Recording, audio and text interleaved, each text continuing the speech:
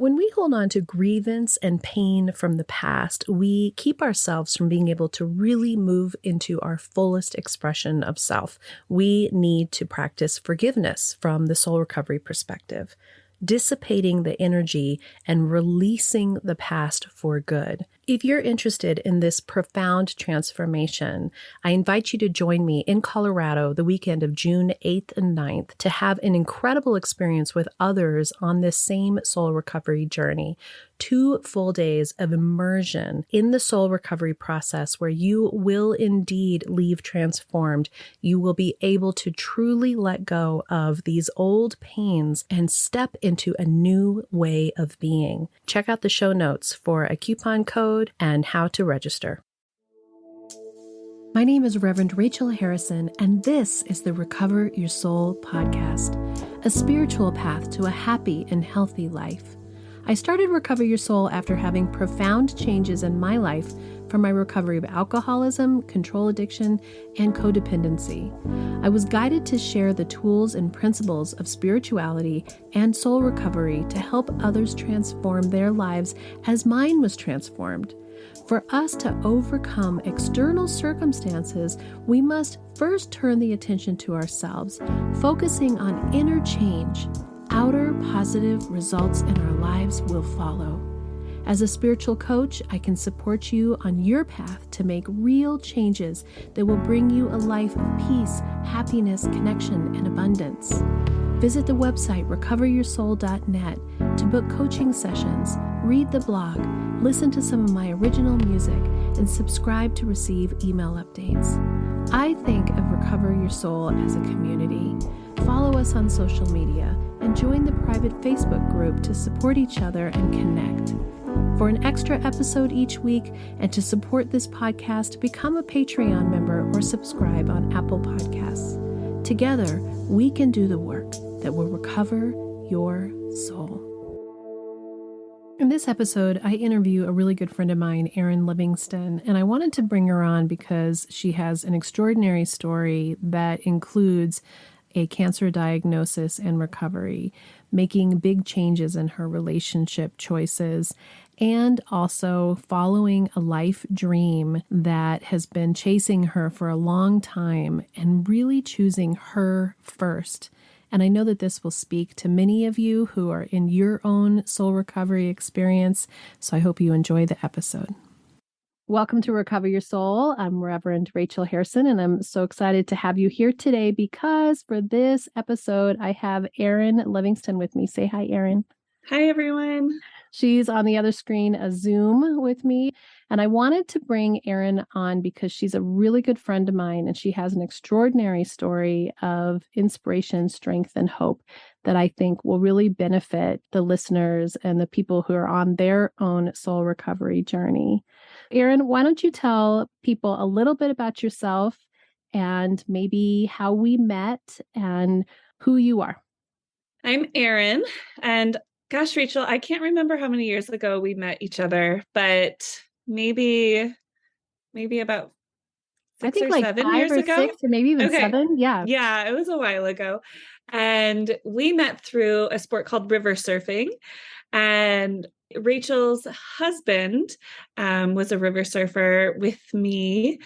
I just met Rachel through that, just going to different rivers and surfing and talking with Rachel on the sides of the rivers. It was just so much fun. So I really love the outdoors. I thrive on being outside and around people. I think what really drew me to you, Rachel, was just your openness and your honesty and just my ability to talk with you about life and about changes that were going on in life, and just made me feel more open in a way that was different from the people that I was being active and athletic with. You know what I think about when I think of you is I was watching Rich out there surfing, and Bodie was with him at the time, right? And I would look out and there's mostly guys. And Yes. Erin was out there just killing it out on these river waves. And I was just always so impressed. And we had become friends in that nature. And then I think I invited you to come hear me talk or sing or something at Columbine. And so you knew about the spiritual center that I attended. And Mhm. then they taught a class on Prosperity Plus, which is something that I teach here about visioning.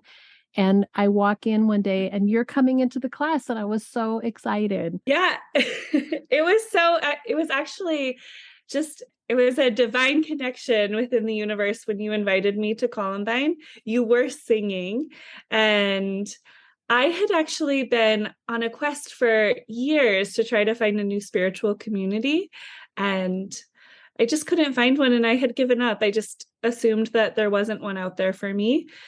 When I was at Columbine that day, I just decided that that was the place for me to continue my spiritual evolution.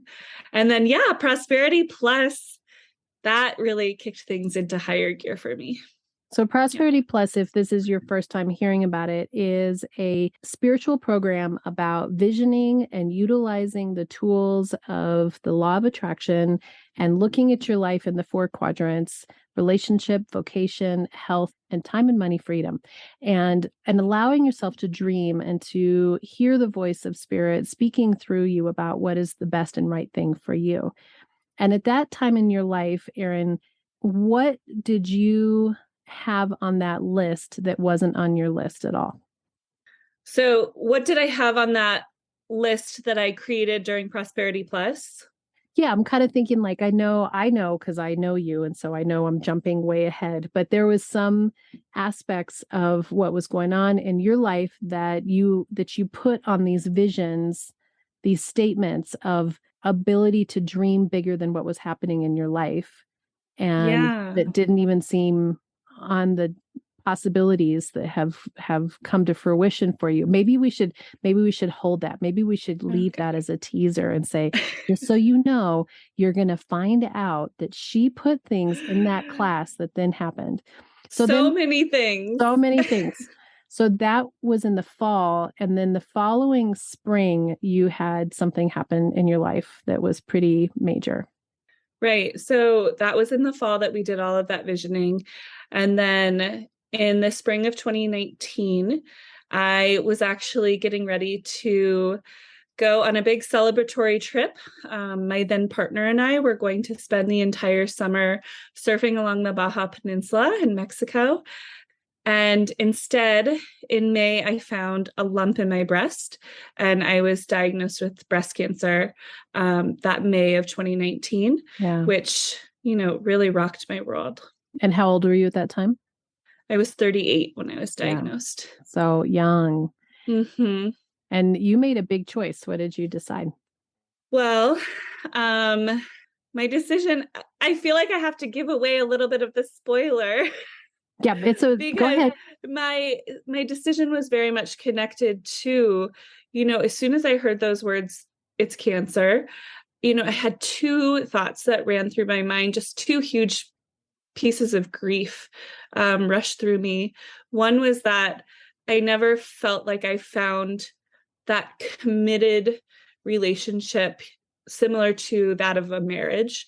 And the other was that I never became a mother. Mm, And it was so heavy for me. It was but all I could really think about the whole time that I was on that call, hearing them talk about my cancer. And so I decided in that moment pretty much that I was going to do everything I could moving forward to at least make being a mother possible. And so, if there was a way that I could have a healthy, full life after cancer, then I was going to do it. And so, I made the decision to have a bilateral mastectomy, followed by chemo, and then followed by hormone therapy. right.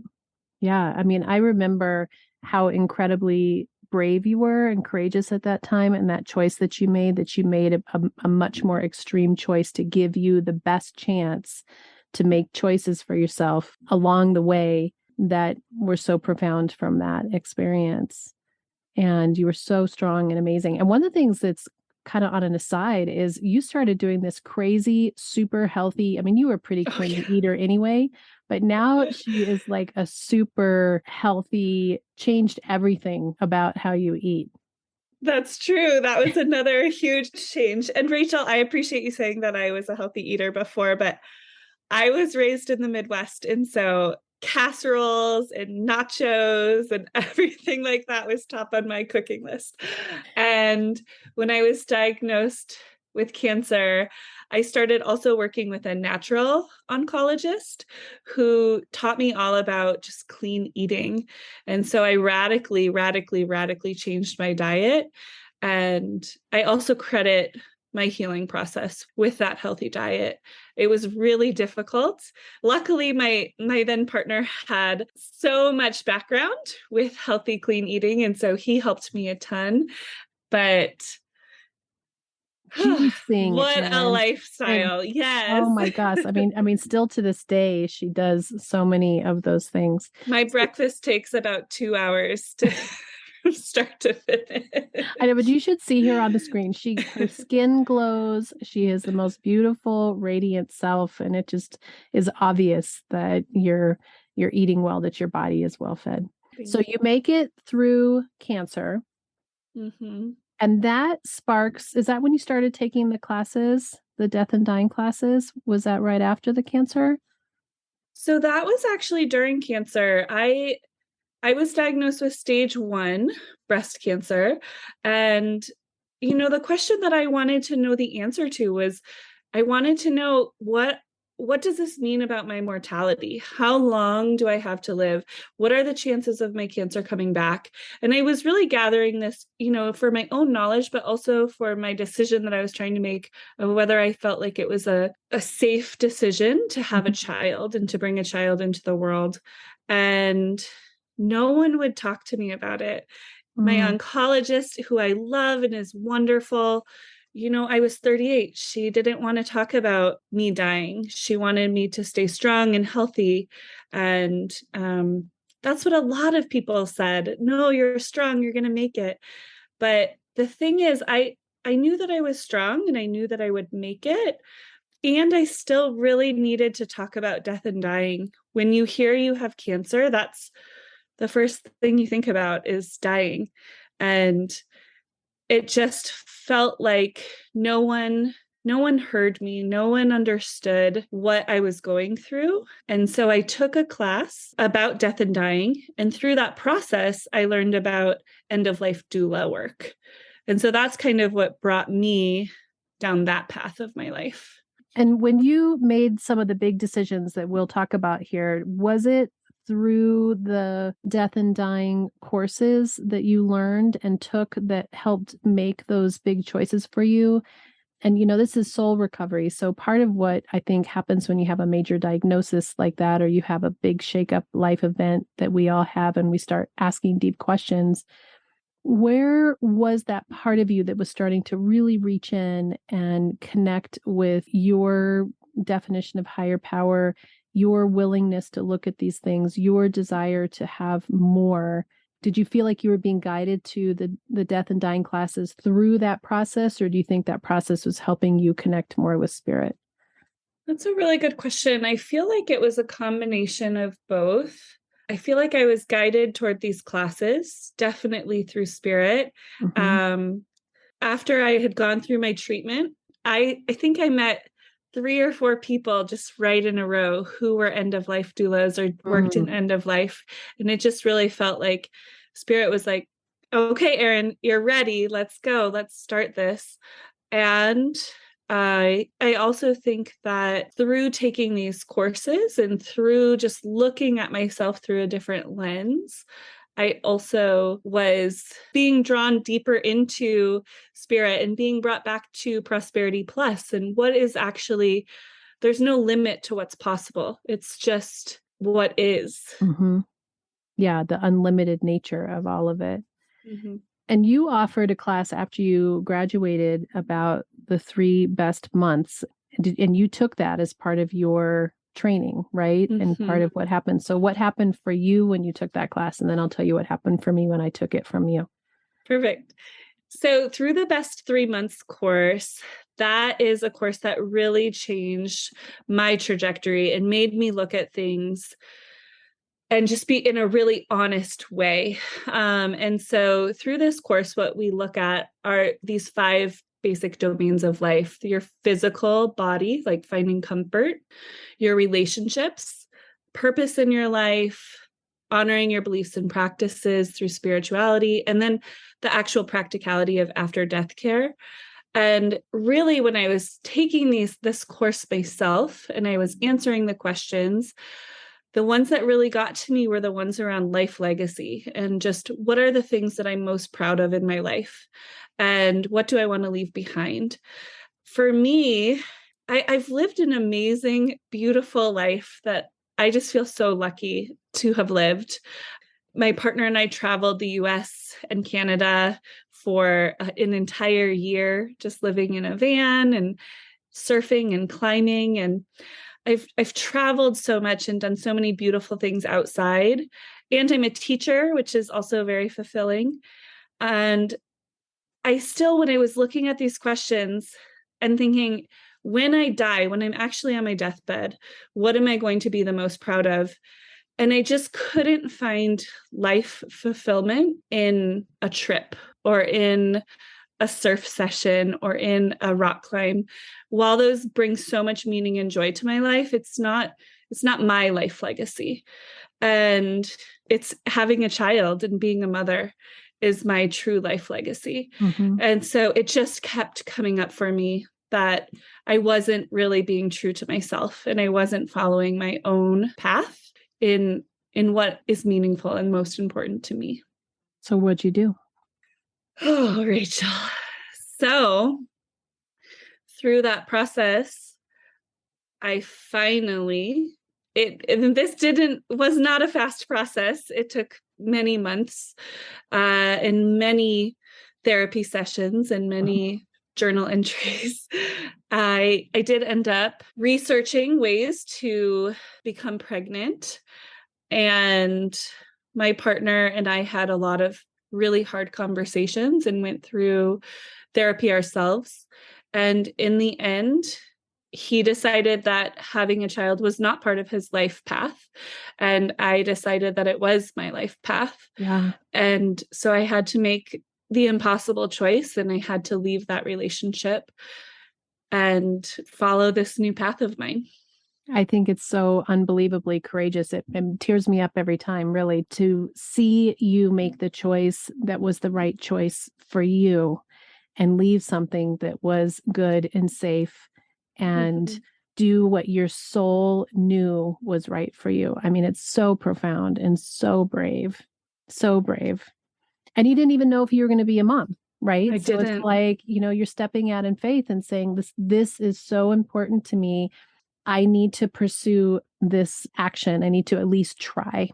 Mm-hmm. I need to at least try. And so pretty much right away, the ball started rolling.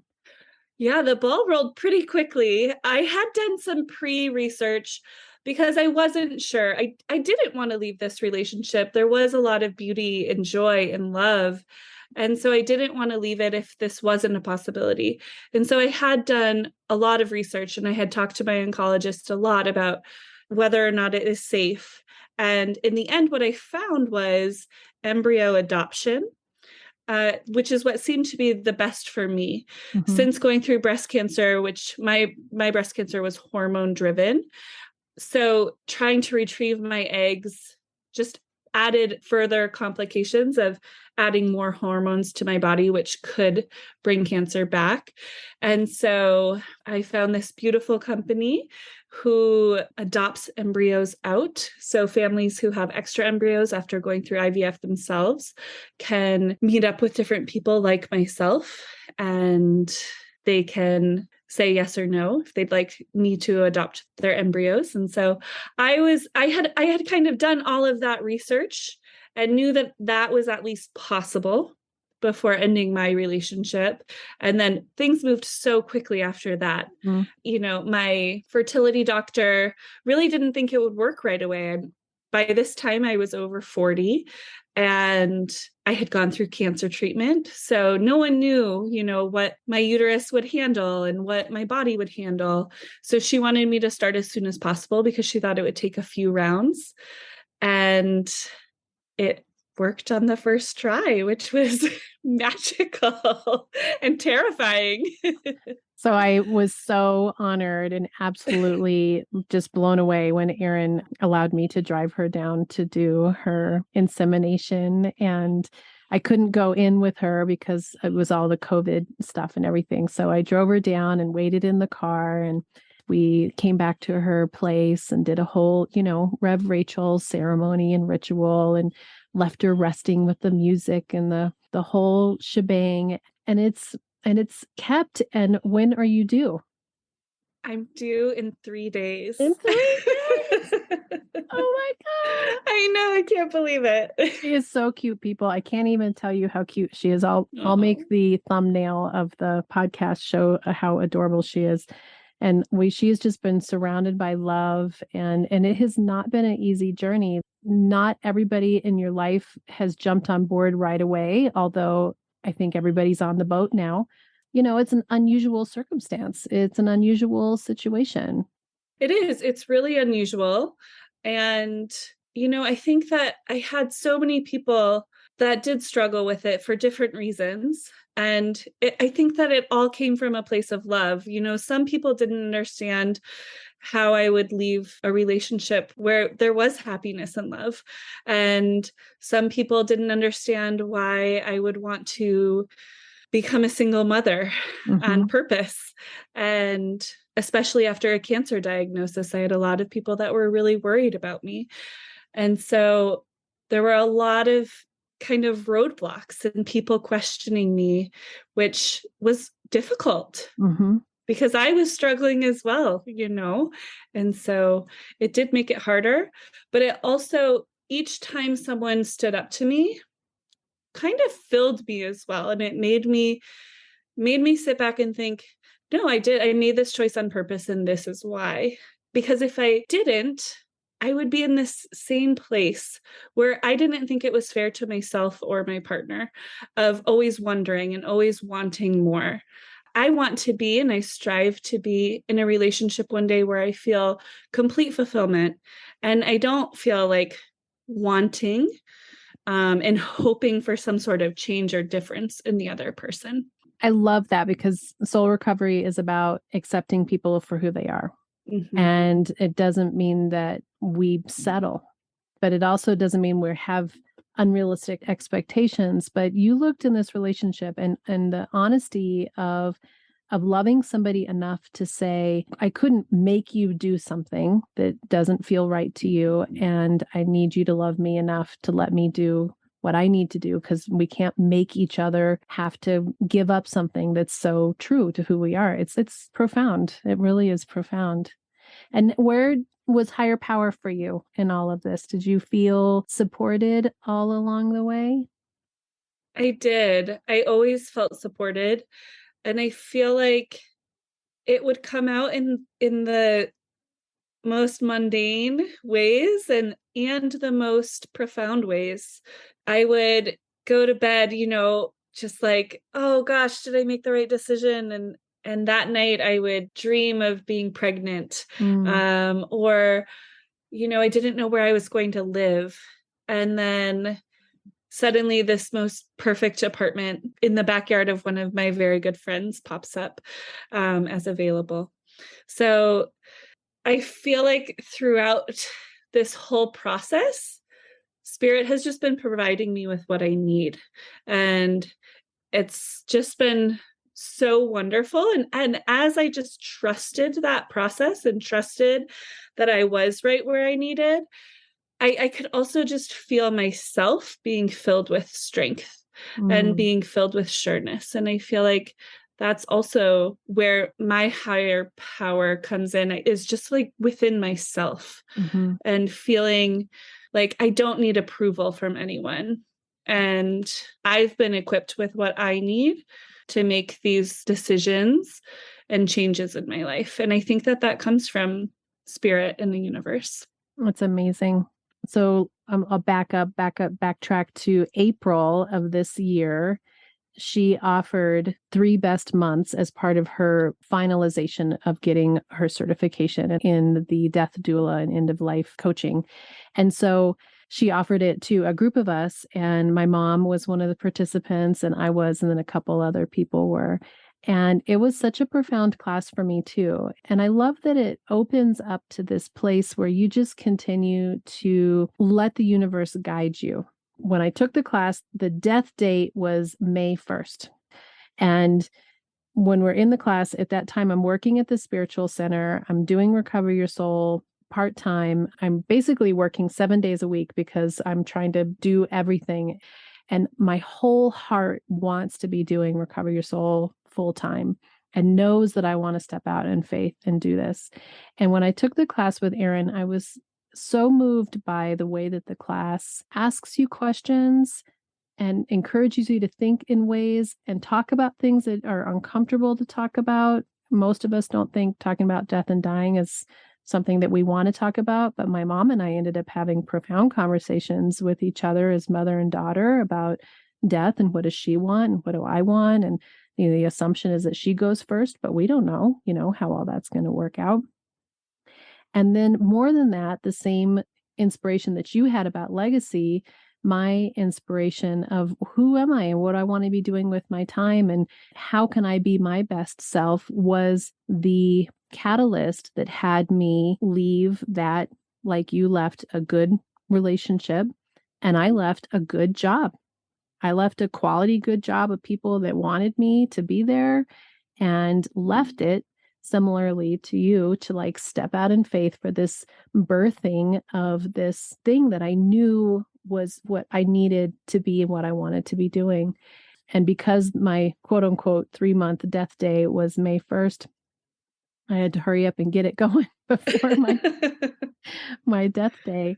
And so I really credit Erin a lot with really helping me have the strength and the fortitude and the willingness to step out in faith and do this full time. And I am ecstatic that I did, as I think you're ecstatic that you made the choice that you made. That's true. Yeah, definitely. it's amazing. So going back, we're going to circle back to the Prosperity Plus. So that was 2000 and the fall of 2018, quite a few years ago. What was on those dreams that didn't exist at that point? So other than being a mother, I also had on there that I would have some sort of job or career or life path that offered me flexibility and that offered me to connect with people in a different way and also financially supported me. And I would have never guessed that being an end of life doula is what that would have turned out to be.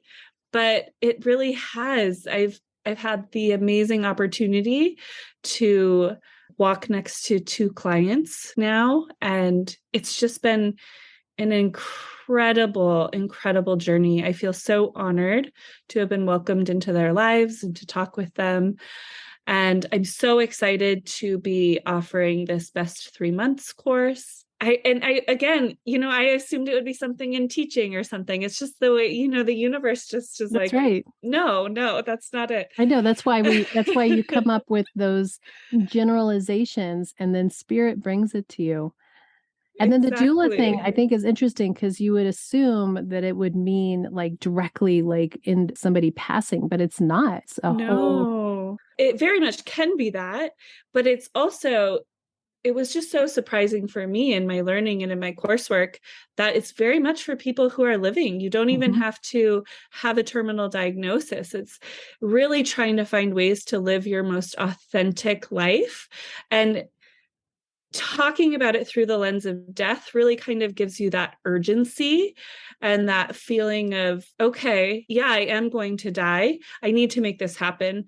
Because I think that I knew that I wanted to be a mom for the past my whole life, but I just kept thinking, oh yeah, one day. And it wasn't until I was diagnosed with cancer and I was faced with, oh, I am going to die. And this is a very real thing that I actually started to take those steps to move forward with how to live my life most authentically. Yeah, absolutely. Yeah. And also in your quadrants of health. You're much healthier. Yeah. I said that I would like to own a car, which is funny. I haven't owned a car in a while.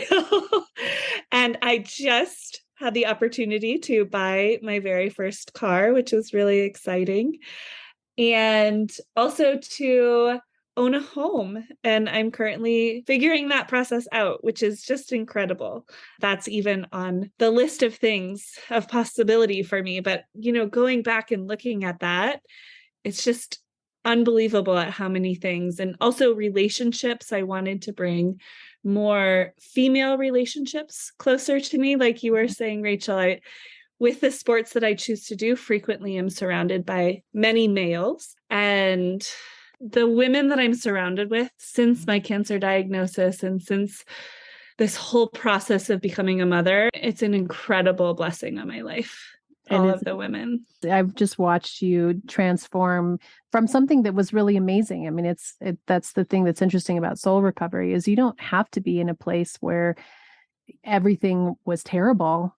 You had a beautiful life, and this wake up call that you had said this and something better still, this and something better still, and really just leaning in and trusting spirit and allowing the guidance and blossoming and blooming into your full self. One of her things that we don't even know if it's a boy or girl. Yeah. There's a lot of loose ends. We were just talking about how her school's still looking for a sub for her class, which she's giving birth any time now. I am so grateful for you to share your journey with us. And it's so inspirational just in so many ways. And learning about things like I never really understood the death doula concept and the way that you allowed those conversations to happen. In the show notes, I'll have contact information for Erin. We're working on her website. She's working on that, but she's got her Instagram. It's an amazing thing to start talking about. You're going to be offering the class coming up, yes. Right? So to check out on that Instagram and upcoming website when those are coming, because this podcast will go for a long time. So even if you're listening years from now, check her out and you'll get to see a little toddler instead of a little in the oven. And such a testament to the visioning process, the trusting, the seeing the unlimited potential of our lives and walking that path. That's what you have inspired me with. Thank you, Rachel. That means a lot. We're both just smiling and all teary on our screen. Thank you for sharing. Thank you for listening. I will also put in the show notes some links on cancer survivor or cancer information, because you are also such a beacon of light in that arena as well, and the choices that you've made. And I just thank you for your time and love today. Thank you so much for having me, Rachel. It was so lovely to talk to you and just share more of my story with others. It's an amazing story. Until next time, namaste. Are you wondering, how do I go deeper on my path to soul recovery? Or how do I support this great podcast? Well, here's how. Here's your call to action. If you're ready for real inner change and would like to work directly with me, visit the website and book a coaching session. I'm here to support you on your unique path. I'm here to help you let go of the past, to deepen your connection with your higher power, whatever that is for you, and to discover and then step forward into a happy and healthy life. You can also become part of our soul recovery community. One way is to join the support group. It's the first Monday of every month. It's by Zoom from 6 to 7 p.m. Mountain Time, and you can register on the website to get your Zoom link. Recover Your Souls on social media. Of course, there's Facebook, Instagram, TikTok, lots of ways to connect, and there's even a private Facebook group that will allow for more communication and conversation about soul recovery. There is also an extra bonus episode every Friday if you are an Apple Podcast subscriber or Patreon member. I'd also love all of the listeners to subscribe on the website so that I can keep you informed on what's going on with the podcast, the community, with me, and anything that's up and coming and new and great about soul recovery. Also, if you just take a little bit of time to give me 5 stars, a quick review, and to share the podcast with your friends and family, we're helping even more people to have soul recovery in their lives. If this podcast is providing you spiritual nourishment and inspiration, thank you for going to the website and pushing the donate button, whatever donation feels right to you. This means so much to me because I have this enormous mission of sharing soul recovery with the world. And your donations, your bookings, your subscriptions, your being part of this community is helping that to happen. Together, we can do the work that will recover your soul.